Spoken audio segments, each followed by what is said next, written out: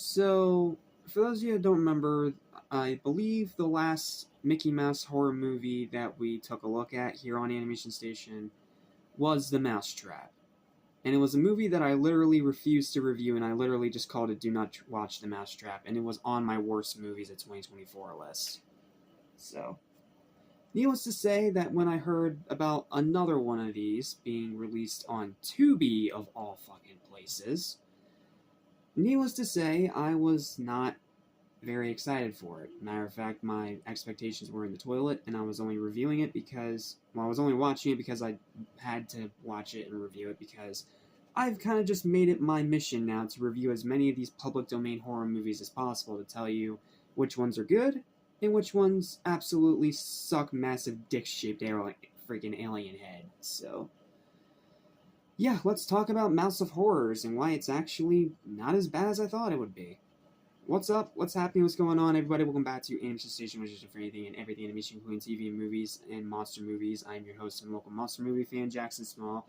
Welcome back to 31 Days of Horror Monster-Mania. Back to the color segment again, as you can see. Welcome to my review of Mouse of Horrors, the latest installment in the Mickey Mouse public domain horror filmography pantheon thing. And as I stated before, the last one I watched was Mousetrap. And that thing is a terrible piece of garbage that can rot in the depths of hell for all the time it wasted out of me. Seriously, grade A, absolutely, fuck that movie. So I went into this with about the same expectation, expecting something absolutely terrible. And surprisingly enough, it wasn't terrible. It actually turned out to be a pretty decent movie.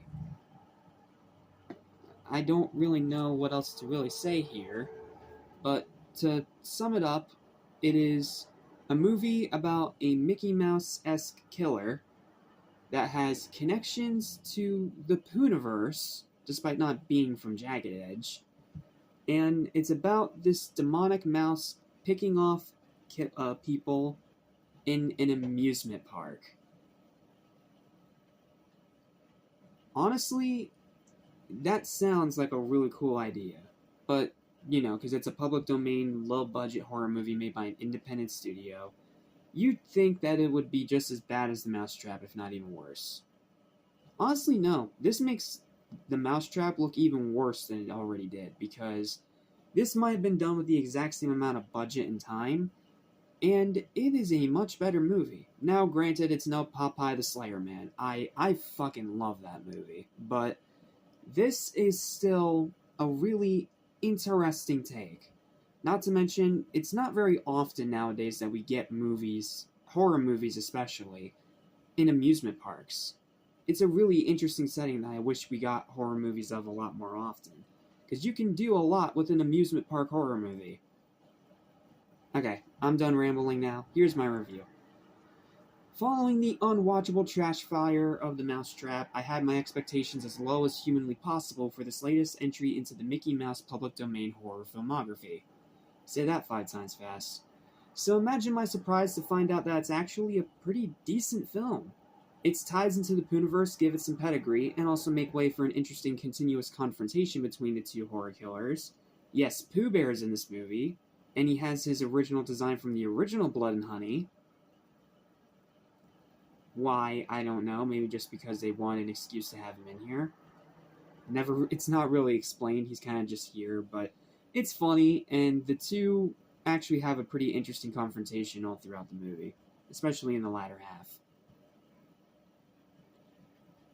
The kills themselves are fantastic, with lots of satisfactory gore and creativity. Yes, just like the Pooniverse, a lot of it is CGI, but it's not awful CGI. It's the CGI that you can buy because the kills themselves are actually pretty creative. So, yeah, the kills themselves in this movie are actually really good. It does satisfy in that department. The amusement park setting is really cool, which helps set itself apart from the other Mickey horror films. The design of the titular mouse himself is actually pretty good here. Demonic eyes, a very torn black and white mask, a trench coat, very sharp, gnarly teeth. Like, it's pretty damn cool. It's not as good as Screamboat's, but it's pretty damn good. Especially considering the budget they had to work with.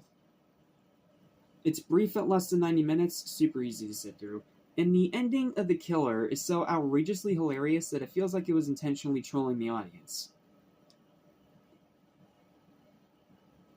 I know this is a spoiler-free review, but I think I'm going to talk about this one element. So this is a very minor spoiler warning. So, the ultimate villain, or at least one of the ultimate villains in this movie, is dealt in when the two of them are fighting on a boat, and one of them gets out of nowhere eaten by a fucking shark that literally hops out of the water and chomps him. Like, out of nowhere. And there has not been any kind of water creatures or animals throughout this entire movie. So out of nowhere, here comes this goofy, hilariously bad CG shark that just eats one of the antagonists. I literally had to pause the movie because I was laughing so hard. Like, it's so fucking stupid and ridiculous that it literally feels like they were trolling the audience intentionally. That being said, though, it's still got bad human characters, unremarkable acting, little to no story whatsoever, and really cheap effects that make Blood and Honey 1 look like the Thing in comparison. Overall, though, it is a pretty decent watch with some fun highlights, but nowhere near as fun as Screamboat. Screamboat is such a fun movie. Like, I'm going to see if I can maybe save that review for Halloween, because that's a movie that I have to go full spoilers for that one, because it is such a crazy, batshit insane cheese fest that I literally can't do a spoiler-free review, because I literally cannot do it justice that way.